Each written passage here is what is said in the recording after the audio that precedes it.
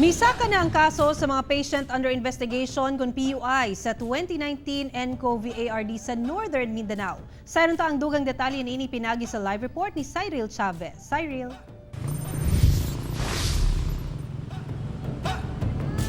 Yes, Sarah, misaka man ang ihap sa PUI o PUMs dinhi sa Northern Mindanao apan pipila kanila nagnegatibo na sa 2019 novel coronavirus.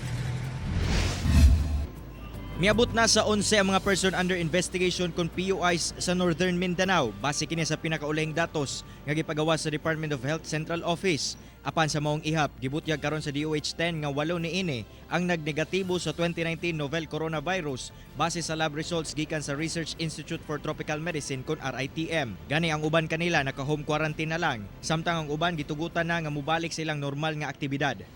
Sa tulog, gahulat na lang ta karon sa results from the Research Institute for Tropical Medicine. So hopefully negative gihapon.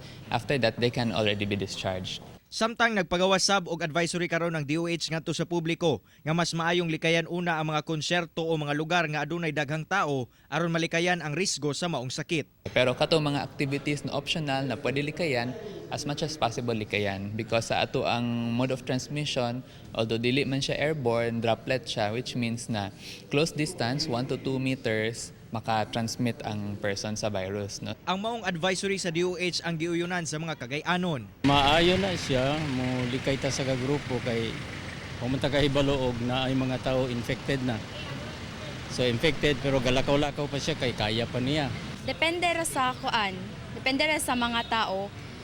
Tas kuan kung kailangan jud mag-adto-adto dito sa mga crowded, dapat lang jud protection lang jud.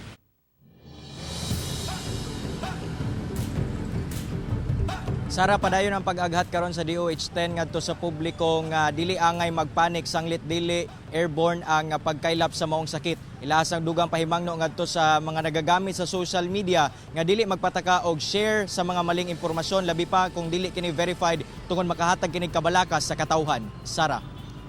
Okay, daghang salamat, Cyril Chavez.